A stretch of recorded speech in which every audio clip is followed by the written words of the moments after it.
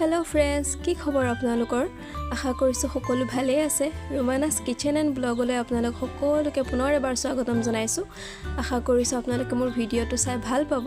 যদিহে ভাল পায় তেন্তে প্লিজ লাইক, কমেন্ট, শেয়াৰ কৰিব আৰু যদি মোৰ চেনেললৈ কোনোবা নতুন আহিছে তেন্তে প্লিজ সাবস্ক্ৰাইব কৰি কাষতে থকা বেল আইকনটো প্ৰেছ কৰি অল কৰি দিব। আৰু আজি মই বনাব লৈছিলো খাৰ তৰকাৰী। ভাবিলো আপোনালোকৰ লগতো ৰেচিপিটো আগবঢ়াও। তেন্তে বলকচোন দেৰি নকৰি ৰেচিপিটোলৈ আগবাঢ়ো। আজি মই বনাম অমিতা খাৰ আৰু আগতীয়াকৈ মই বুট দাইল কেইটামান তিয়াই লৈছিলোঁ আৰু এফালে লৈছোঁ মই অমিতা, সজনা পাত, লাই শাক কেইডালমান আৰু সৰহকৈ মান ধনিয়া। লাই শাক আৰু মান ধনিয়া মই ধুই লৈছিলোঁ। এতিয়া মই এফালে কাটিব লৈছোঁ অমিতা। অমিতাটো অকণমান পকিছে যদিও এনেদৰে পকা অমিতা দিও খাৰ খাই ভাল লাগে দেই। আপোনালোকে খাই চাবচোন এনেদৰে পকা অমিতা দি। কেঁচাটো দিও ভাল লাগে, এনেকৈ পকা অকণমান হ'লেও খাই বেয়া নালাগে, ভালেই লাগে। অমিতাটো ভালদৰে গুচাই ললো। এতিয়া ভিতৰৰ যিখিনি গুটি আছে মই চুৰিৰে এনেদৰে উলিয়াই লৈছো আৰু গুটিখিনি মই পচাই থম। ইয়াৰ পৰা যিখিনি পুলি ওলাব ৰুই দিম, কাৰণ আমাৰ ঘৰত অমিতা গছ নোহোৱাই হ'ল। আগতে আছিলে তেতিয়া খাবলৈ মন নাযায়, এতিয়া আকৌ নাই কাৰণে লোকৰ ঘৰৰ পৰা বিচাৰি আনিছো আজি খাৰ খাবলৈ। আৰু এনেদৰে মই অমিতাখিনি টুকুৰা টুকুৰি কৰি কাটি লৈছো।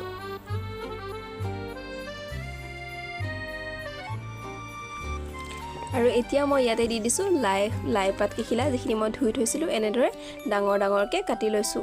আৰু লগতে দিছো সজনা পাত, এইখিনি মই ভালকৈ ধুই আনিলো। সজনা পাতখিনি এনেদৰে ঠাৰিৰ পৰা এৰুৱাই দিব লাগিব।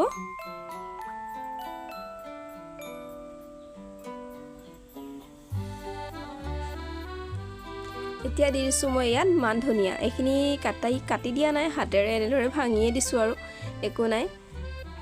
এইখিনি ভালদৰে এতিয়া কাটি বাছি ললো ধুনীয়াকৈ। এতিয়া মই কুকাৰ এটাতে গোটেইখিনি দি লম।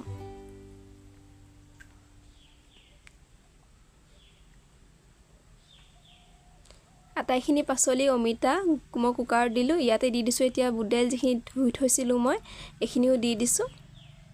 কেঁচা জলকীয়া দিছো ফালি, পিঁয়াজ দিছো, আদা নহৰু খুন্দি লোৱা কেইখিলামান, তেজপাত আৰু অকণমান নামমাত্ৰ হালধি দিছো। একদম কমাই দিব হালধি, যিহেতু হালধি খাৰত নিদিলেও হয়, কিন্তু অকণমান দিলে দেখিবলৈ ভাল লাগে কালাৰটো।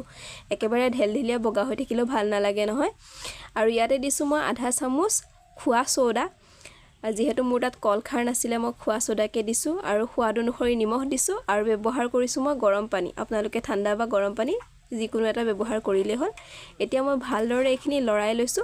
লৰাই পেলাই মই কুকাৰটো ঢাকন লগাই চৌকাত পাতি দিম আৰু 5টা বা 6টা চিটি আহিবলৈ দিম।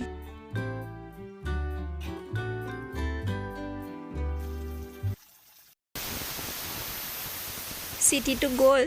এতিয়া মই ঢাকন খুলি আপোনালোকক দেখুৱাইছো চামুচেৰে। দেখিছেনে? এইবোৰ গোটা গোটা হৈ আছে।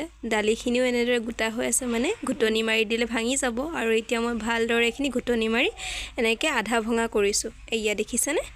মই চামুচেৰে দেখুৱাইছো বাৰু আপোনালোকক। এয়া চাওকচোন দেখিবলৈ কিমান ধুনীয়া হৈছে। আমাৰ খাৰ তৰকাৰী ৰেডি হৈ গ'ল। এতিয়া মই বাটি এটাত লৈ দেখুৱাইছো আপোনালোকক। এই দেখিছে কিমান ধুনীয়া হৈছে, একদম সহজতে হৈ গ'ল নহয়। আপোনালোকৰ যদি খাৰ খাবলৈ মন গৈছে এনেদৰে বনাই খাই চাবচোন দেই।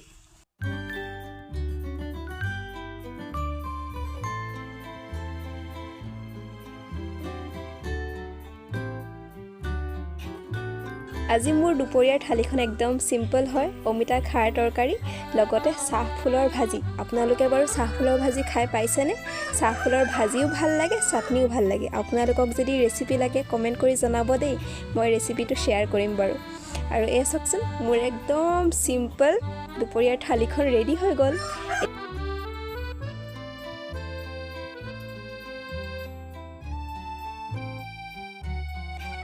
খাৰ তৰকাৰীখন যে বহুত টেষ্টি হৈছিলে, বিশ্বাস কৰক। আপোনালোকে ট্ৰাই কৰিব। আপোনালোকে তেতিয়া ক'ব যে নাই ৰুমি তুমি ঠিকেই কৈছিলা। আৰু চাহফুলৰ ভাজিও বহুত টেষ্টি হৈছিলে। তেন্তে ভিডিঅ'টো চোৱাৰ বাবে বহুত বহুত ধন্যবাদ। আজিলৈ আহিছোঁ, বাই বাই।